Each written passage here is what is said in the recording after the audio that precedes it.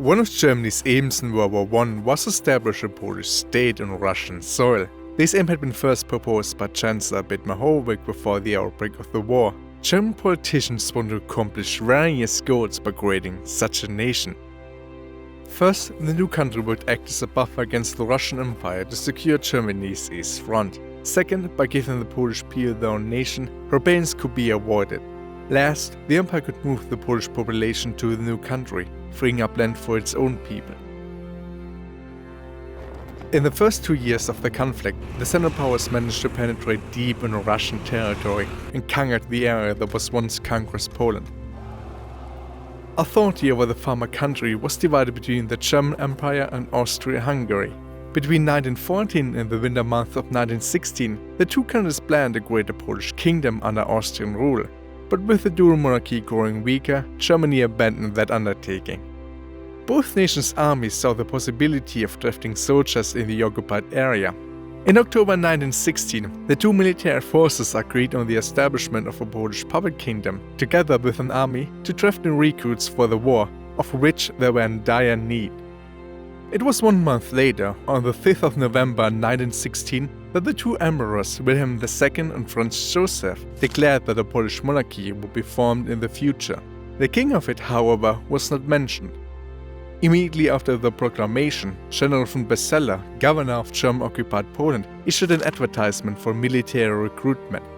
The Polish people responded with protests, showing authority that propaganda, calling Germany's army the liberator of Poland from Russia's enslavement, had been ineffective, but also the lack of a strong government. On the 14th of January 1917, the Central Powers created a provisional government consisting of members chosen by German and Austrian authority. The new government was purposely given little control, and the members of it soon demanded further authority. The Central Powers responded by granting them jurisdiction over education, law courts, as well as propaganda. Many, however, were still displeased, and on the 3rd of May 1917 went on organized strikes to protest for May 17. On the 10th of April, the puppet government established the Polish Armed Forces, intended as the military of the kingdom. A few days later, Colonel Sikorski was appointed to manage the recruitment of soldiers. Tension arose in the following month because General Piłsudski, who was put in charge of the military, forbade Polish soldiers to swear a loyalty oath to the Central Powers.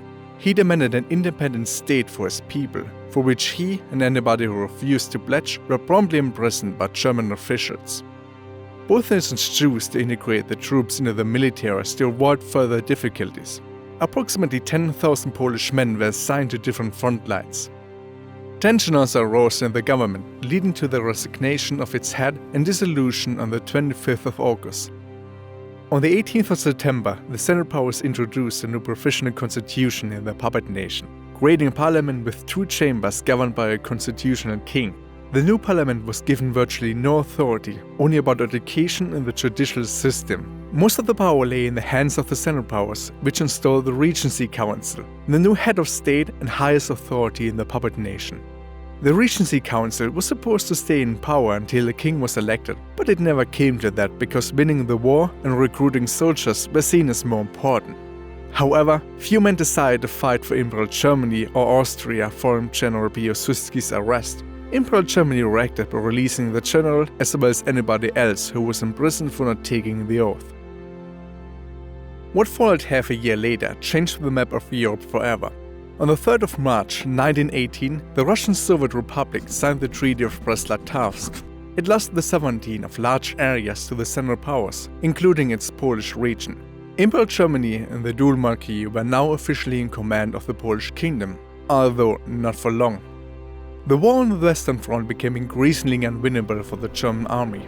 General Ludendorff proposed seeking peace by adopting US President Wilson's 14 points. On the 3rd of October, German Chancellor Prince Maximilian of Baden formally declared that the German Empire recognized Poland as an independent state.